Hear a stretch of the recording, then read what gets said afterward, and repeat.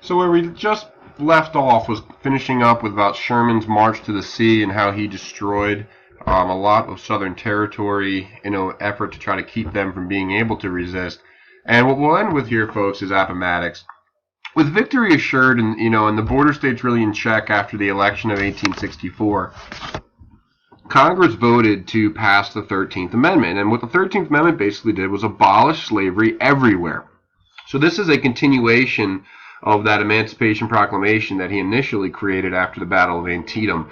And it was also going to become a requirement for the Confederate States to be readmitted into the Union. So when this war is over and they're forced to come back, they're going to be forced to, adopt the 13th Amendment as part of that. Now, here's what Richmond looked like by the end of the war, and Richmond was the capital of the Confederacy. You can see a lot of buildings are destroyed.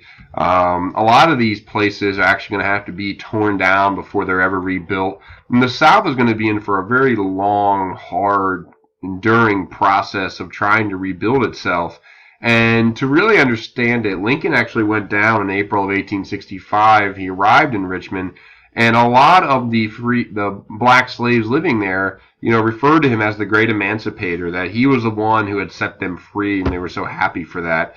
But Lincoln was very humble about it. He acknowledged that he was just one man in a larger process. And when he finally went down to the Confederate White House and sat down at Jefferson Davis's desk, I think it really came full circle for Lincoln, and he felt a sense of pride and accomplishment that the Union was able to win this war and really figure it out. But if he's sitting at Jefferson Davis's desk, the question has to remain then, where is Jefferson Davis? Now remember, Jefferson Davis was the president of the Confederacy, and if he's not at the Capitol, then that really means he's on the run. And the only final stand of the Confederacy that's left to determine is what happened to Robert E. Lee.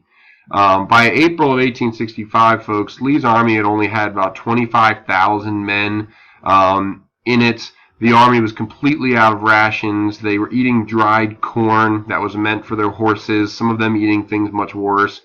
And it was obvious that they were on their last leg. And the only question for Lee was, how long do we resist? And he sat down with a lot of his other, officers, and they had a conversation about what to do. And one Confederate officer urged Lee, said, surrender. What are you doing? I know you're prideful, and I know you want to win, but this is over. And Lee kind of looked at him. You can look into his eyes here on this picture. And he said, what's my country going to think of me if I don't fight on? Think about all the sacrifices and all the men that have died up until this point. What will happen if we don't continue on the fight that they had? And the one officer looked at him and he said, country be damned, Lee. There is no country. There has been no country for a year or more. You're the country to these men. You're the father figure left for some of these people. You're the one that needs to make the right call. And Lee struggled with this decision for a few days, but he was finally convinced that he had no options to surrender. And really, in the one act that he never wanted to do, he sent a letter to Grant and told him that he is willing to surrender. And if you see their quote there in the middle, it said, Lee said, I would rather die 1,000 deaths than go see General Grant.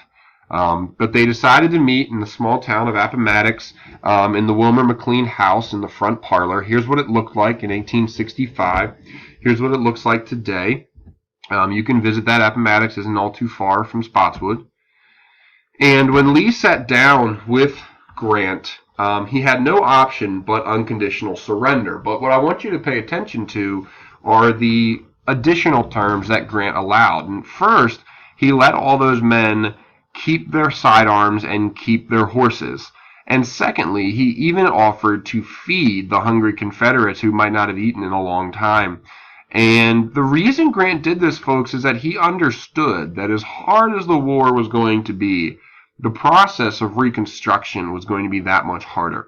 And he would have to figure out how to mend this relationship that had become so bad that this Civil War started in the first place.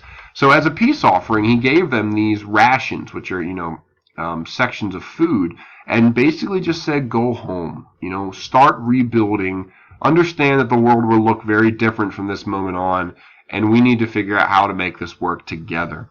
So the only thing left for Lee was then to address his men, and he returned to his camps, his soldiers crowded around him, and really, in his final act, Lee looked at those men who had been fighting with him, who were loyal to him, and who had done everything they could, and he said, "Boys, I have done the best that I could for you. Go home now, and if you make as good citizens as you have soldiers, you will do well. I shall always be proud of you. Goodbye, and God bless you all." And I mean, just what a powerful statement here from the side that, yes, that lost, but the side that showed incredible courage, incredible bravery to their cause, but defeated on nonetheless. And, these Southerners are now going to have to go home, and they're going to have to face a future that they don't agree with. Now, a future that's definitely positive, folks, a future without slavery. But this process of rebuilding the South, once the war is over, is not only what our next unit's going to be about, but really is going to be a process that doesn't just take 1 year, but I would argue takes almost 100, and you could even argue is still going today.